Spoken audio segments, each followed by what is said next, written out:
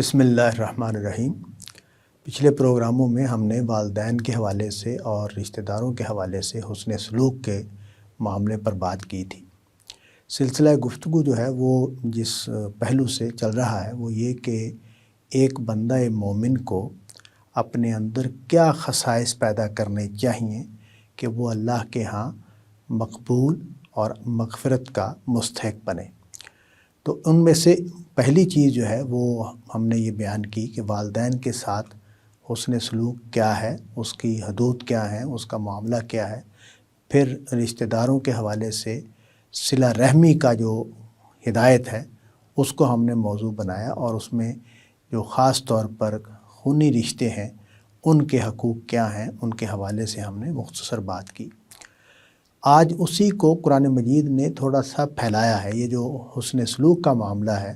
اس کو رشتہ داروں سے آگے ہمسایوں تک پھیلا دیا، اور تعلق کی جو صورتیں ہمسائیگی میں پیدا ہوتی ہیں ان کو بھی بڑا مفصل طریقے سے بیان کیا۔ اور مثلا قرآن مجید نے یہ بات واضح کی کہ جو پڑوسی ہوتے ہیں وہ 3 طرح کے ہوتے ہیں۔ تو یہ جو 3 طرح کے پڑوسی ہیں یہ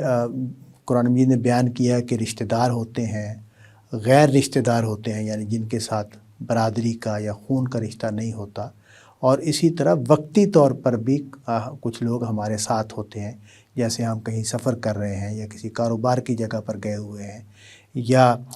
کسی سے میل ملاقات ہوئی ہے، میٹنگ ہو رہی ہے، بات چیت ہو رہی ہے، تو اس موقع پر بھی ہمیں ہمسائیگی، عارضی ہمسائیگی جو ہے اس کا ہم کرتے ہیں، تو ایک تعلق قائم ہو جاتا ہے۔ تو قرآن مجید نے یہاں بھی حسن سلوک کی بات کی ہے۔ اصل میں معاملہ یہ ہے کہ ہم انسانوں کو دوسرے انسانوں کے ساتھ خیر خواہی کے رشتے میں جڑنا ہے، اور یہ جو خیر خواہی کا رشتہ ہے یہ اس میں جو سب سے بنیادی اور مرکزی رشتے ہیں وہ ہیں جو خون سے پیدا ہوتے ہیں۔ والدین کی نسبت سے رشتے پیدا ہوتے ہیں، بہن بھائیوں کی نسبت سے رشتے پیدا ہوتے ہیں، شادی کے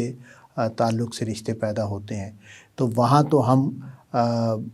بعض دباؤ بھی ہمارے اوپر آتے ہیں جن کی وجہ سے ہم وہاں حقوق کی ادائیگی یا تعلق کو قائم رکھنے میں سرگرم ہوتے ہیں۔ وہاں میں نے اس نقطے پر زور دیا تھا کہ جو انسان ہیں ان سے ہمیں شکایتیں پیدا ہوتی ہیں، اور یہ شکایتیں جو ہیں وہ ہمیں دور کر دیتی ہیں، اور ہم اپنے حقوق کی ادائیگی میں یا حسن سلوک کو بحال رکھنے میں کمزور پڑ جاتے ہیں۔ تو یہ بات وہاں مسلمان کو اپنے اوپر اس پر نگران بن کر رہنا چاہیے کہ جو رشتہ دار ہیں، دوست احباب ہیں، ہمسائے ہیں، جن کے ساتھ ہمارا تعلق کسی بھی وجہ سے بنا ہوا ہے، ان کے ساتھ اصل میں ہم نے خیر خواہی کے تعلق میں رہنا ہے۔ خیر خواہی کا مطلب یہ ہے کہ ہم ان کے ساتھ جہاں ان کی ضرورت ہو ان کے ساتھ وہاں ان کے مددگار کے طور پر سامنے آئیں، جہاں انہیں کسی تعاون کی ضرورت ہو وہاں ہم ان کے ساتھ متعاون بن کے سامنے آئیں۔ ہمیں جو مشکلات ہیں، پیچیدگیاں ہیں، ان میں بھی ہماری زبان اور ہمارے عمل سے کوئی تکلیف دہ چیز دوسروں کے لیے پیدا نہ ہو۔ تو یہ حسن سلوک کا وہ دائرہ ہے جو ہمارے لیے ہر اس تعلق میں ہے جو کسی بھی وجہ سے پیدا ہو گیا ہے۔ جیسے کہ میں نے ابھی عرض کیا کہ قرآن مجید نے ہمسائیگی کو پھیلا دیا ہے، رشتہ دار ہمسائے بھی ہیں، غیر رشتہ دار ہمسائے بھی ہیں، اسی طرح وقتی طور پر جو مل بیٹھنے کی نوعیت پیدا ہو جاتی ہے اس سے بھی جو ہمسائیگی پیدا ہوتی ہے۔ تو اسی طرح ہم دوستی کا تعلق ہمارا بن جاتا ہے، وہ تعلیم کی وجہ سے دوستی ہو گئی، کاروبار کی وجہ سے دوستی ہو گئی، میل ملاقات ہے کسی وجہ سے بن گیا اس میں دوستی ہو گئی۔ تو جہاں بھی ہم کسی سے متعلق ہوتے ہیں وہاں ہمارا اس کے ساتھ بنیادی لفظ جو ہے وہ خیر خواہی کا ہے۔ نبی صلی اللہ علیہ وسلم نے اسی بات کو بیان کیا کہ الدین و نصیحہ، یعنی دینداری کیا ہے، وہ خیر خواہی ہے، اور خیر خواہی کا دائرہ جو ہے بہت وسیع ہے، اور اس کا میں صرف یہ چاہوں گا کہ اس کی تھوڑی سی تفصیل کر دوں کہ خیر خواہی سے جو خیر خواہی کا جو دائرہ ہے وہ کس حد تک وسیع ہوگا۔ مثلا پہلی بات تو یہ کہ سب سے زیادہ ہمیں فکر اس بات کی ہونی چاہیے کہ میری اور اس بندے کی جس کے ساتھ میرا کسی بھی نسبت سے کوئی تعلق ہے وہ آخرت اس کی بہتر ہو۔ چنانچہ مجھے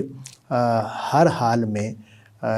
اچھی نصیحت کرنے والا بن کر رہنا ہے۔ مجھے غلط بات کے ساتھ کسی کے ساتھ متعلق نہیں ہونا، مجھے صحیح بات کے ساتھ کسی کے ساتھ متعلق ہونا ہے۔ یہ بات مجھے کانشیسلی اختیار کرنی ہے کہ اگر کوئی میرا دوست، میرا رشتہ دار، میرے تعلق والا آدمی یا شخص کوئی ایسی بات کرتا ہے جو خلاف حق ہے، جو خلاف انصاف ہے، تو مجھے اس کا ساتھی نہیں بننا ہے، مجھے اس کو نصیحت کرنے والا بننا ہے۔ تواصوا بالحق اور تواصوا بالصبر کی جو ذمہ داری ہے وہ مجھے ادا کرنی ہے۔ دوسری بات یہ کہ جو دنیا ہے اس میں جو انسانوں کو مشکل پیش آتی ہے، معاملات میں مدد کی ضرورت پڑتی ہے، مالی تعاون کی ضرورت پڑتی ہے، صحیح مشورے کی ضرورت پڑتی ہے، تو وہاں میں ایک خیر خواہ کے طور پر سامنے آؤں۔ تیسری بات یہ ہے کہ جو اس تعلق میں جو بھی دائرے ہیں، رشتہ داری کا دائرہ ہے، غیر رشتہ داری کا دائرہ ہے، ہمسائیگی کا دائرہ ہے، دوستی کا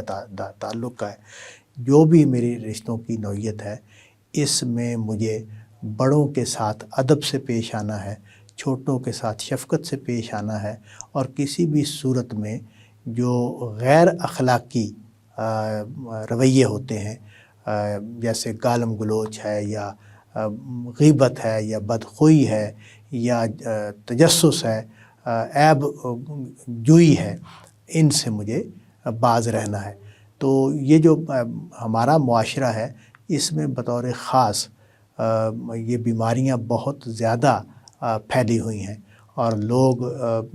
دوسرے انسانوں کے بارے میں نیگیٹیوٹی کا شکار ہیں۔ ہم ہر وقت شکایت کی حالت میں رہتے ہیں، اور اپنے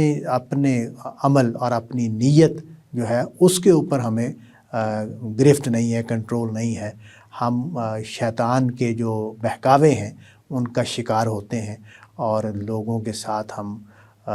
زیادتیاں بھی کر رہے ہوتے ہیں، ان کے ساتھ ناانصافیاں بھی کر رہے ہوتے ہیں، ان کے بارے میں غلط رویہ اور غلط باتیں کرنے میں بھی ہم بڑھ چڑھ کر حصہ لے رہے ہوتے ہیں۔ تو یہ سب چیزیں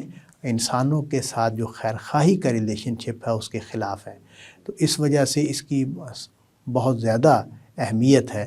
کہ ہم اپنے ماحول میں موجود لوگوں کو جو کسی بھی نسبت سے ہمارے تعلق میں ہیں ان کے بارے میں خیر خواہی کا رویہ اختیار کریں، ان کے بارے میں پازیٹیو رہیں، اور ان کے دین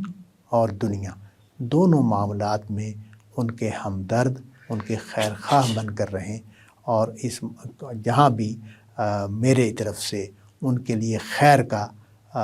سامان ہو سکتا ہے، میں کسی شخص کے لیے، کسی دوست کے لیے، کسی رشتہ دار کے لیے خیر کا ذریعہ بن سکتا ہوں، مجھے وہ بننا چاہیے۔ وآخر دعوانا ان الحمد للہ رب العالمین۔